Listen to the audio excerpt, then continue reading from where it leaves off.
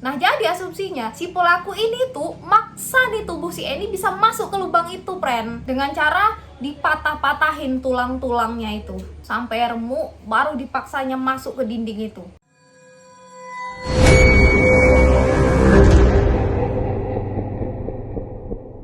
Halo, assalamualaikum warahmatullahi wabarakatuh. Ketemu lagi kita ya, friend. Nih suasana di rumah aku sekarang lagi hujan, jadi kalau agak keganggu ya udah maklumin aja ya. Jadi kali ini aku mau bercerita tentang seorang wanita yang bentar lagi padahal nikah loh ya, tapi malah ditemukan tewas, terus kayak dalam keadaan yang sangat mengenaskan gitu loh, karena jasadnya ditemukan dalam keadaan yang udah tersemen di dalam dinding kayak oh my god. Dan biasanya ya, kalau misalnya kita bahas kasus-kasus sebelumnya, kalau kayak gini tuh kasusnya biasanya pelakunya itu pasangannya sendiri kan. Tapi kali ini jangan suzon dulu ya. Kita cerna nih baik-baik ceritanya, kita telah sama-sama ya. Dan tanpa berlama-lama, skuy, masuk kita ke ceritanya. Check it out. Jadi kejadian ini tuh terjadi pada tahun 2009, friend, di New Haven, Connecticut, Amerika Serikat. Nama wanita ini adalah Annie Mary Lee, atau sering dipanggil sama Annie Lee. Annie, ya gitulah. Lahir pada tanggal 3 Juli 1985 di San Jose, California. Dan dia ini tumbuh di El Dorado, California, friend. Dan pada saat kejadian dia ini nih, kejadian naasnya ini, dia pada saat itu berusia 24 tahun loh, kayak masih muda kali woi. Nah, si Annie terkenal itu sebagai perempuan yang baik hati gitu. Terus anaknya tuh kayak positif vibe gitu loh. Jadi kalau misalnya kita di dekat dia tuh seneng aja gitu. Dia juga suka ketawa. Dan bahkan nih ya, teman-temannya tuh bilang kalau ketawanya si Annie tuh nular. Ada kan orang-orang yang kalau ketawa tuh ngajak-ngajak gitu, kayak nular. Kalau misalnya kita lihat dia ketawa, pasti kita ikutan ketawa. Nah, si Annie ini loh orangnya, friend. Ada nih aku punya teman kayak si Annie. Jadi kayak dia ketawa, kadang aku nggak ngerti dia ketawain apa. Cuman karena aku lihat dia ketawa, jadi aku tuh ikutan ketawa saking lucunya gitu, nular ketawanya tuh. Ada, aku punya ada. Dan Annie juga terkenal sebagai wanita yang pintar kali, friend. Dia bahkan lulus loh dari top kelas waktu dia SMA. Dan saking cerdasnya nih otaknya, guru-guru dia sama teman-temannya itu menjuluki si Annie sebagai orang yang paling mungkin menjadi Albert Einstein. Kayak Albert Einstein selanjutnya gitu. Kalian tahu kayak mana pintarnya si Albert Einstein itu kan? Nah, teman-temannya bilang, guru-gurunya bilang si Annie memungkinkan untuk menjadi Albert Einstein selanjutnya. Bayang lah itu ya kayak mana pintarnya si Annie nih.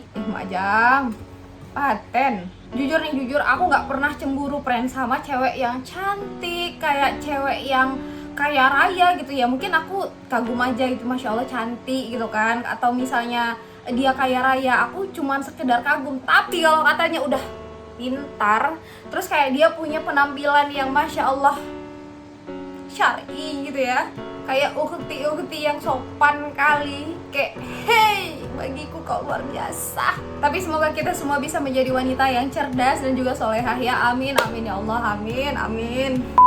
Nah, karena si Annie sangat pintar nih orangnya, jadi dia dapat beasiswa, friend, sebesar $16.000 atau mungkin sekitar 200 juta lebih ya, 224 segitulah, dari University of Rochester di New York. Dia mendapatkan gelar sebagai sarjana biologi perkembangan sel. Nah, pas dia sekolah ini, friend, adalah nih dia ketemu sama laki-laki yang bernama Jonathan Widawski. Jadi si Jonathan ini juga sebagai mahasiswa yang pintar juga. Dan Jonathan ini ngambil jurusan matematika dan fisika terapan. Dan pada awalnya si Annie sebenarnya mengenalkan si Jonathan itu kayak sebagai sahabatnya aja gitu, teman dekatnya kan, kayak ini kenalin Jonathan, sahabat aku gitu. Pertama kali ya kan temenan dulu. Tapi lama-lama mereka itu menjalin hubungan yang lebih serius, friend. Dan mereka memutuskan untuk melanjutkan hubungan mereka ini ke jenjang pernikahan. Dan rencana pernikahan mereka ini akan diadakan pada tanggal 13 September di tahun 2009. Nah, si Annie yang sudah mendapatkan gelar sarjana di kampus sebelumnya kembali diterima di kampus Yale University dalam program pasca sarjananya dia nanti yang akan dia ambil dengan jurusan farmakologi. Nah, tujuan si Annie nih ngambil jurusan ini, dia tuh kayak bertujuan pengen mendapatkan pengobatan untuk penyakit diabetes sama kanker. Ih, keren ya, gila. Beda ya sama orang-orang yang kalau cuma sekedar kuliah tuh kayak ya udah sekolah yang penting dapat gelar itu. Enggak, si Annie mah punya tujuan yang jelas gitu. Beda kasta kita ini. Terima kasih. Ya emang si Eni juga orangnya jenius ya, jadi kayak aduh nggak terbayang ya masa depan dia sebenarnya secerah apa nantinya. Belum lagi kayak tujuan dia kuliah gitu loh, untuk membantu orang-orang kan banyak kali tuh yang terbantu sampai kalau dia tuh bisa menemukan obat kanker sama diabetes itu. Coba lah bayangin berapa banyak nih sekarang di Indonesia yang orang-orangnya itu terkena diabetes, terkena kanker, banyak loh. Nah si Eni itu sangat aktif kali friend di kampusnya. Bahkan dia juga udah pernah nih nulis artikel tentang keamanan kampus yang berjudul Kejahatan dan Keamanan di New Haven untuk majalah di sekolah kedokteran Yale University ini. Dan di dalam artikelnya itu, Eni mewawancarai kepala polisi Yale tentang cara agar mahasiswa dan mahasiswi di sana tetap aman. Tapi sayangnya malah dia yang gak aman, friend. Karena pada hari Selasa tanggal 8 September di tahun 2009, dia ini jadi wanita yang sibuk kali karena memang acara pernikahan dia itu kayak tinggal 5 hari lagi gitu. Belum lagi dia harus bisa membagi waktunya antara mempersiapkan pernikahannya sama kampusnya. Jadi karena dia memang menjadi wanita yang sibuk, dia itu keluar dari apartemennya itu ya harus pagi kali gitu, biar setidaknya kekejar semua nih tujuan dia di hari itu. Jadi pagi-pagi dia udah keluar apartemennya untuk pergi ke kampusnya. Pada saat itu dia mampir ke Sterling Hall of Medicine di kampusnya, dan dia di sana pun sampai jam 10 pagi. Habis itu dia pergi lagi ke gedung lain di tempat laboratorium penelitian. Dan terlihat juga friend dari CCTV kampus kalau si Edi memang memasuki gedung laboratorium itu di jam 10 pagi.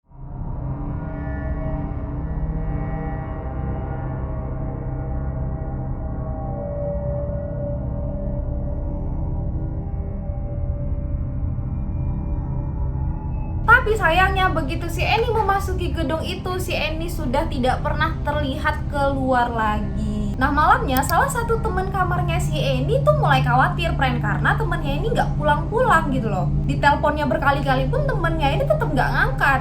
Nah karena kawannya ini khawatir friend, si Eni nggak pulang-pulang, ditelepon juga nggak diangkat. Akhirnya dia melapor polisi pada saat itu. Dan setelah polisi menerima laporan ini, di situ sebenarnya polisi itu menyangka kalau ini tuh hanya sekedar permasalahan seorang calon pengantin aja gitu, yang kayak sengaja kabur untuk menghindari pernikahannya. Karena kan pernikahannya 5 hari lagi nih. Ya mungkin aja tiba-tiba si Eni ragu, terus tiba-tiba dia pengen membatalkan pernikahannya dengan cara dia kabur aja gitu. Itu ya asumsi polisi pada saat itu. Tapi asumsi polisi ini langsung terbantahkan friend, karena mereka nemuin dompetnya si Eni, kartu kredit, dan handphonenya masih berada di kantornya di Sterling Hall tadi, yang tempat dia datangi pertama kali sebelum dia ke laboratorium. Ya logikanya gini, kalau memang nih dia pergi kabur untuk menghindari pernikahannya, kan nggak mungkin dia nggak bawa dompet toh, nggak bawa kartu kredit, nggak bawa handphone, nggak bawa tas kecilnya, itu kan nggak mungkin.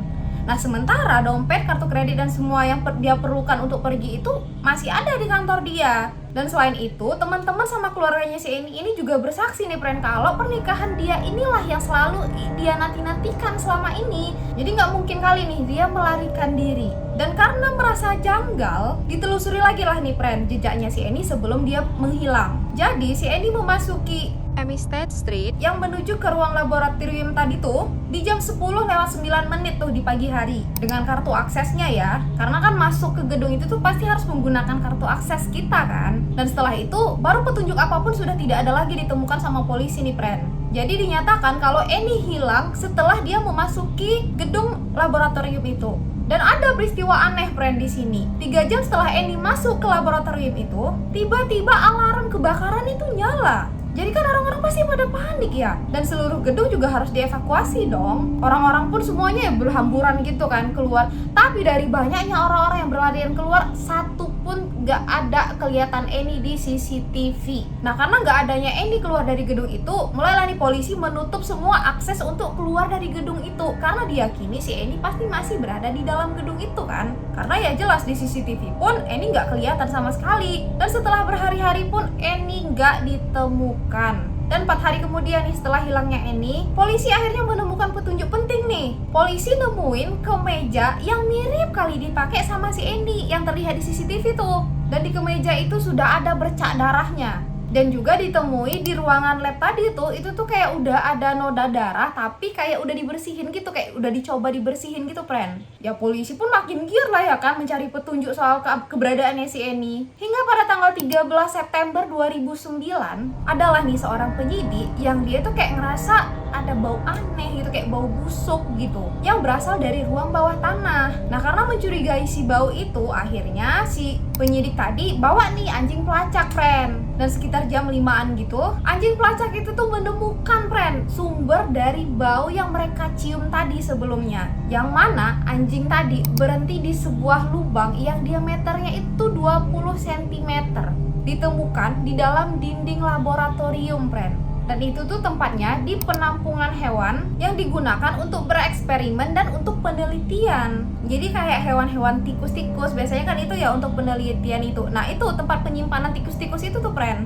Nah, karena si anjing tadi berhenti di situ, dibongkarlah itu dinding tadi, friend. Dan benar saja ditemukan ada jasad Eni yang sudah disemen di dinding itu. Ya pantaslah susah ketemunya di dinding, di semen. Kurasa pun kalau nggak ada anjing pelacak tuh susah tuh polisi nemuin itu. Dan pada saat itu kondisi tubuhnya si Eni juga udah hancur kali, sampai udah nggak bisa dikenali nih. Ya karena kan lubang itu tuh cuma 20 cm, kayak roll. Kita anggap roll itu kan sepanjang ini nggak sih, sepanjang ini gitu kan. Nah 20 cm itu paling segini ya kan, kayak segini coy. Ada jasad di dalam lubang 20 cm. Hey, gak mungkin kan manusia bisa masuk ke lubang kecil itu. Nah, jadi asumsinya si pelaku ini tuh maksa di tubuh si Eni bisa masuk ke lubang itu, friend, dengan cara dipatah-patahin tulang-tulangnya itu sampai remuk, baru dipaksanya masuk ke dinding itu. Dan posisi tubuhnya Eni pada saat ditemukan itu, friend, dia masih menggunakan bra, tapi branya itu tuh udah nyampe leher sini, jadi udah tidak di posisinya ya. Dan celana dalamnya si Eni itu udah berada di pergelangan kakinya dia. Rahamnya dia sama tulang bahunya dia udah patah remuk, friend.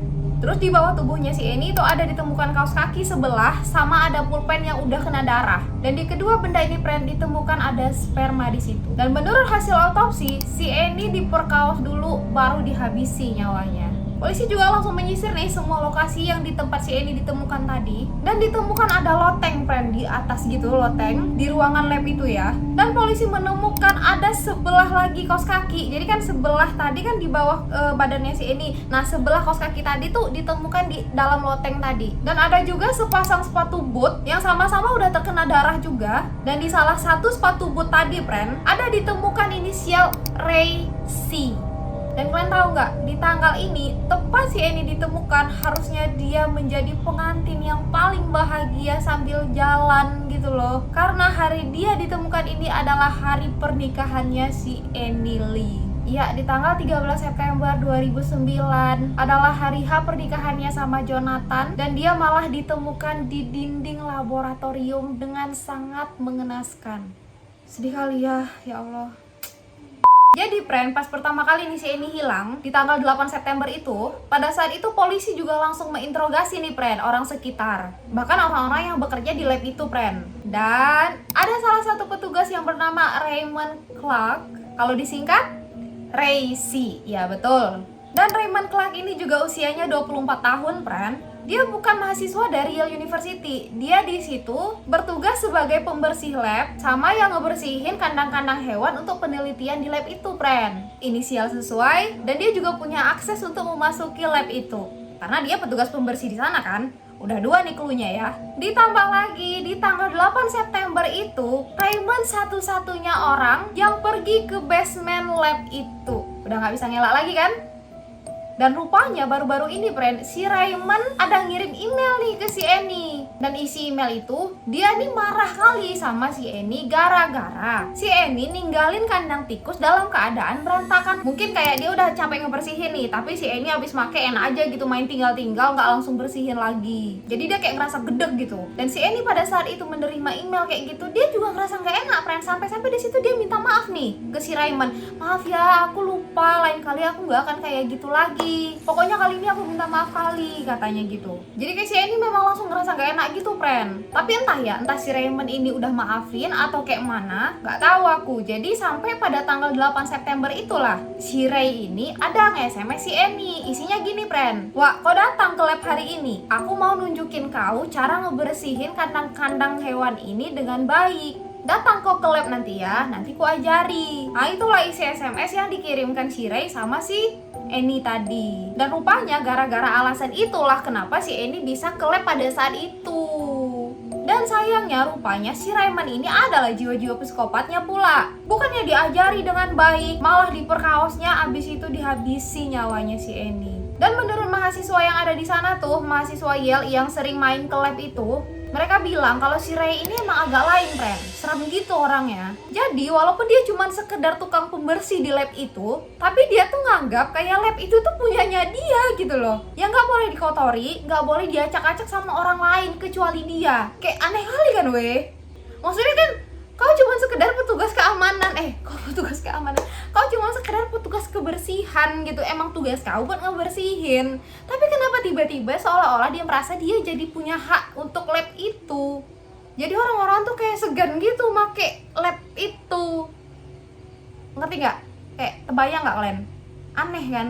Terus pada tanggal 17 September nih, setelah 9 hari Eni ditemukan, akhirnya Ray ditangkap. Tapi memang pada saat interogasi, Ray menyangkal semua tuduhan yang dikasih ke dia. Dia bilang kalau dia pergi dari gedung penelitian itu di jam 12.45. Dan dia juga nggak ada berinteraksi sama sekali sama si Eni katanya. Tapi pada saat itu, polisi ada menemukan beberapa goresan di wajahnya si Ray ini. Sama di lengan kirinya, friend. Terus ditanya lah ya kan sama polisi, itu muka kau kenapa kok bergores gitu? Dan alasan Ray itu kayak gini, friend. Iya pak, ini tuh gegara tadi saya main sama kucing, terus ya udah kecakar dikit.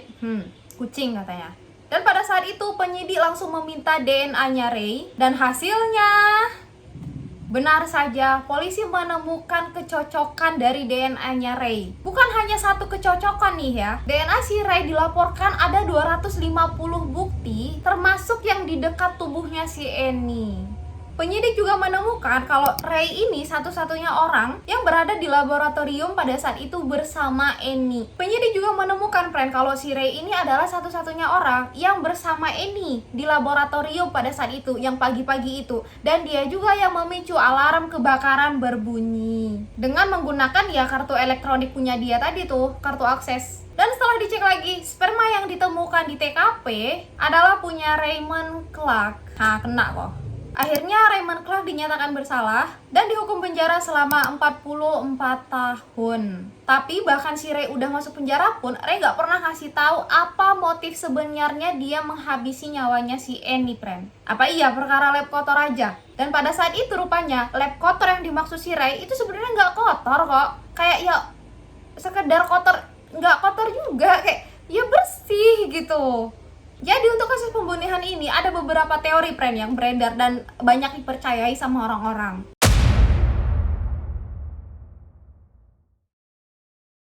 Yang pertama, diduga nih si Ray ini punya hubungan sama si Eni. Tapi karena si Eni mau menikah, jadi si Eni tuh kayak pengen mengakhiri hubungannya si Ray ini sama si Eni. Tapi pada saat itu si Ray mungkin gak terima, akhirnya dia merencanakan pembunuhan itu. Dan teori ini didukung sama salah satu mantannya si Ray yang mengaku kalau waktu dia mau mengakhiri hubungannya sama si Ray emang susah kali gitu, friend. Jadi ketika si mantannya ini minta putus, tiba-tiba emosi si Ray itu udah gak kekontrol gitu. Bahkan pada saat itu polisi sampai turun tangan nih, friend, untuk menyelesaikan hubungan mereka berdua. Tapi teori ini dibantah sama temennya ini, sama tunangannya si Ray juga. Jadi ternyata Ray ini udah punya tunangan loh. Bahkan tunangannya ini juga nulis di blognya, teori ini adalah teori yang paling bodoh yang pernah saya dengar, katanya gitu. Terus yang kedua, si Ray ini terobsesi, friend, sama si Eni.